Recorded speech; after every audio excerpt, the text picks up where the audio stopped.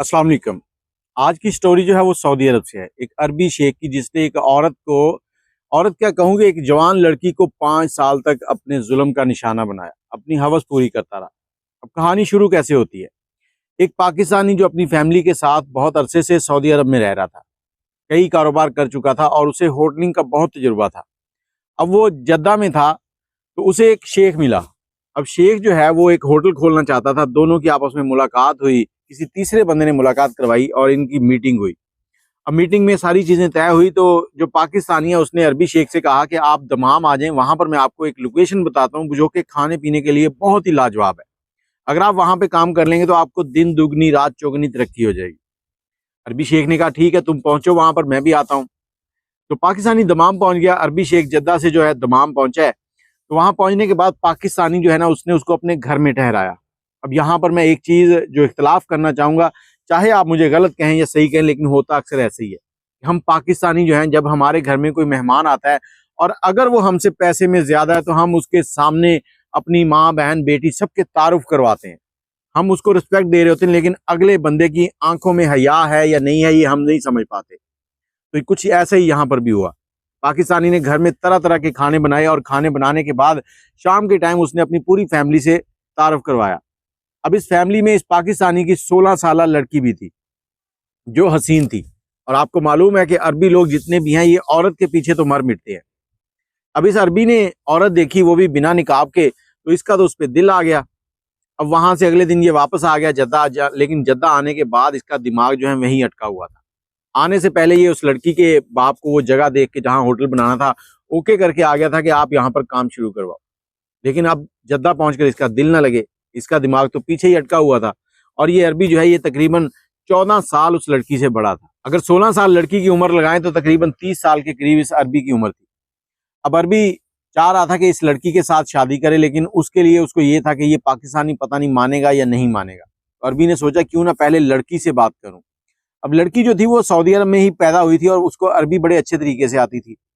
अब जो शेख था वो कोई बहाना लगाता है और दमाम आ जाता है, वहां आकर इनके घर घर पे ठहरता है। फिर से वो खाना शाना और दोबारा लड़की से आंखें मिलना। इसको लड़की बड़ी प्यारी लग रही थी। अब इसने क्या किया कि अगले दिन बाहर कहीं पार्टी रखी। इसने कहा जी मेरी तरफ से दावत है फलां जगह पे, और वो ऐसी जगह थी जहाँ पे एक फार्म हाउस बना हुआ था। सऊदी अरब के अंदर रेगिस्तानों के अंदर बहुत से फार्म हाउस बने हुए हैं जहां पर ये सऊदी जाते हैं और 3-3 4-4 दिन की छुट्टियां गुजार के आते हैं। इसने वो पूरे का पूरा जो है वो रेंट पे ले लिया।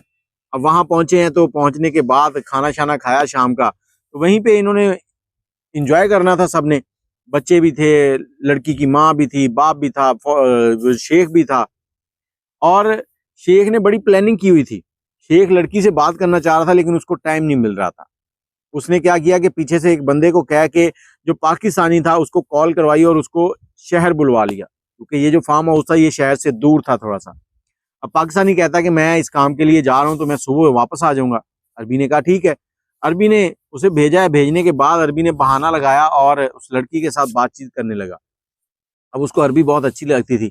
इसी तरह बात करते करते साइड में गया है। माँ ने भी फिक्र ना की कि मेरी बेटी उसके साथ घूम रही है, एक अजनबी शख्स है, उसके साथ कोई महरम खून का रिश्ता नहीं है, तो ये क्यों ऐसे हो रहा है। अरबी ने अब लड़की से कहा कि देखो मैं तुमसे बात करना चाहता हूँ, मुझे तुम अच्छी लगती हो और अगर तुम मुझसे शादी कर लो तो बहुत अच्छा हो जाएगा। लड़की ने पहले इनकार किया। उसने कहा मेरी तो मेरे खाला के बेटे से मंगनी हो चुकी है, मेरी अनकरीब उससे शादी होने वाली है, तो मेरे घर वाले नहीं मानेंगे। अरबी ने कहा कि ऐसे करते हैं कि हम किसी ना किसी तरीके से कोई जुगाड़ लगा लेते हैं। अब तुम शादी कर लोगी, उसके बाद तुम्हारे घर वालों को यहाँ पर परमानेंट नेशनैलिटी भी मैं दिलवा दूंगा। बड़े उसने लालच दिए, बड़े ख्वाब दिखाए। अब लड़की जो है उसके झांसे में आ गई। अब उसने लड़की को क्या किया कि कहा कि ऐसे करते हैं कि मैं तुम्हारे बाप से कहूंगा कि मैं वापस जा रहा हूँ, लेकिन मैं यहाँ शहर में रुक जाऊंगा, ये एड्रेस है, इस एड्रेस पे तो तुमने 2 दिन के बाद वहां आना है, उसके बाद हम शादी का कोई जुगाड़ लगाते हैं। लड़की राजी हो गई। लड़की अपनी तरफ से सोच रही है कि मेरे पूरे खानदान का फायदा हो जाएगा, शादी करनी है ना, पैसा भी आएगा, माल भी आएगा। अब 2 दिन के बाद जब उस जगह पर पहुंचती है तो शेख उसे लेता है, लेके जद्दा चला जाता है। जद्दा जाने के बाद उसके साथ एक निकाहनामा तैयार करता है।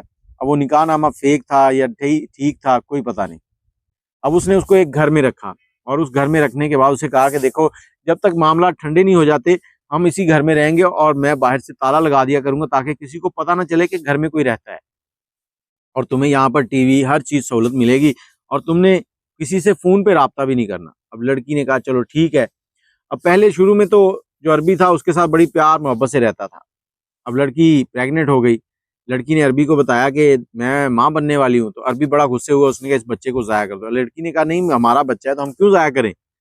अब अरबी ने कहा ठीक है, तो इनके यहाँ 2 बच्चे भी हो गए और ये तकरीबन 5 साल का अरसा गुजर चुका था। इस 5 साल के अरसे के अंदर लड़की जो है वो कभी घर से बाहर नहीं निकली। और दूसरी तरफ अरबी शेख जो था, लड़की के वालिदैन जो थे, उनको कभी इधर का झांसा, कभी उधर का झांसा, कभी क्या है वो किसी सहरा में भटक गई होगी, कभी कुछ, कभी कुछ, कभी किसी ने अगवा कर लिया होगा, वो किसी दूसरे मुल्क ले गए होंगे, तो माँ-बाप को भी वर्गला के रखा। अब लड़की जब घर से निकलती, किसी को शक पड़ता तो कोई काम होता। लड़की एक दिन बैठी है और अपने रब के सामने रो रही है। रो रो के दुआएं कर रही है कि ऐ मेरे रब, मैंने गलती की है, मैं अपनी माँ बाप की इजाजत के बगैर इसके साथ भाग कर आई हूँ, मुझ पे करम कर, मेरी गलतियों माफ कर और मेरी इस जहन्नुम से जान छुटकारा दिलवा। क्योंकि अरबी शेख जैसे ही पहला बच्चा हुआ था उसके बाद लड़की के साथ बदतमीजी और बदसलूकी करने लगा और सिर्फ उसको अपनी हवस मिटाने के लिए उसने रखा हुआ था। बीवी का दर्जा नहीं था, कहने को बीवी थी लेकिन वो सिर्फ और सिर्फ उसका टाइम पास थी। लड़की ने जैसी दुआ की है तो उन्हीं दिनों में उनके हमसायों के घर में, जो साथ वाला घर था, एक किराएदार आया था लड़का, वो पाकिस्तानी था और वो सीसीटीवी कैमरों का काम कर रहा था। अब उस बंदे को कोई शक था कि ये अरबी आता है यहाँ पर और निकलता है, ताला लगा जाता है, कोई इस तरह के मामला कोई गड़बड़ है। तो उस पाकिस्तानी ने जाकर थाने में, पुलिस में, जहाँ शुरते होते हैं, वो वहां पर जाके उसने रपट दर्ज करवा दी कि मेरे साथ वाला जो घर है उसकी तलाशी लें, वहां पर कुछ ना कुछ गलत हो रहा है। तो पुलिस वालों ने वहां पर रैकी की और उसके बाद जब ऑपरेशन किया तो अंदर से लड़की को बाजियाब करवाया। और वो बच्चे भी घर के अंदर ही रहते थे, उनको भी घर से निकलने नहीं देते थे। 5 साल के बच्चे हो चुके थे, एक 4 साल का था, एक 3 साल का। तो लड़की जो है वो वापस आई है, लड़की को उसके माँ बाप के पास भेजा। माँ बाप की जान में जान आई और उन्होंने उसे माफ तो कर दिया, लेकिन माँ बाप की नजरें जो है वो शर्म से झुक गई थी। लड़की भी नजरें नहीं मिला रही थी।